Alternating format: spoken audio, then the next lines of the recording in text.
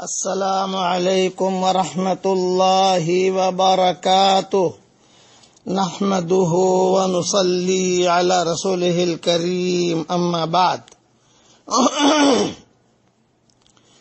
آج کا سبق سن لیجئے، سبق نمبر 32۔ حضور اکرم صلی اللہ علیہ وسلم کا ارشاد ہے کہ مجھے ایک ایسی بستی میں رہنے کا حکم کیا گیا جو ساری بستیوں کو کھا لے۔ لوگ اس بستی کو یثرب کہتے ہیں، اس کا نام مدینہ ہے۔ وہ برے آدمیوں کو اس طرح دور کر دیتی ہے جس طرح بھٹی لوہے کے میل کچیل کو دور کر دیتی ہے۔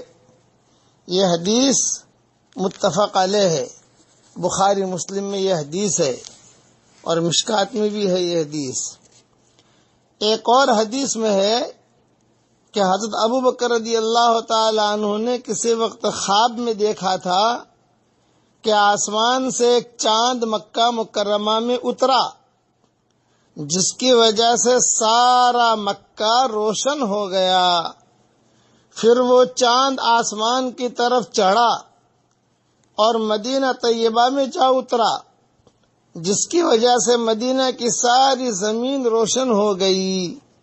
یہ لمبا خواب ہے، اسی میں آخر میں ہے کہ پھر وہ چاند حضرت عائشہ رضی اللہ تعالی عنہ کے گھر میں گیا اور ان کی گھر کی زمین پھٹی، جس میں وہ چاند پوشیدہ ہو گیا۔ کہتے ہیں کہ حضرت ابوبکر رضی اللہ تعالی عنہ کو فن تعبیر سے پہلے ہی سے بہت مناسبت تھی۔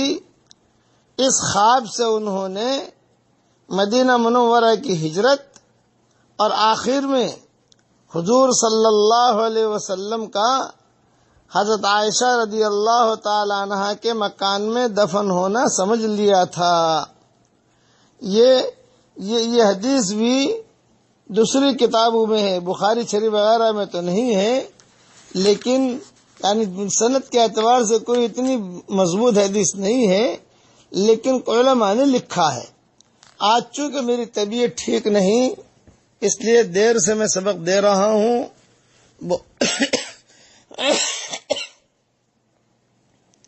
پہلے تو اپنی صحت کے لیے دعا کرتا ہوں، آپ بھی دعا فرمائیں کہ اللہ تعالیٰ مجھے شفاء کاملہ عاجلہ دائمہ مستمرہ عطا فرمائے، اور دنیا کے اندر جو بھی مسلمان مرد عورت بیمار ہوں، اللہ تعالیٰ انہیں بھی شفاء کاملہ عاجلہ دائمہ مستمرہ عطا فرمائے، آمین۔ بقیہ تفصیل انشاءاللہ کل عرض کروں گا۔ والسلام علیکم ورحمۃ اللہ وبرکاتہ، وآخر دعوانا ان الحمد للہ رب العالمین۔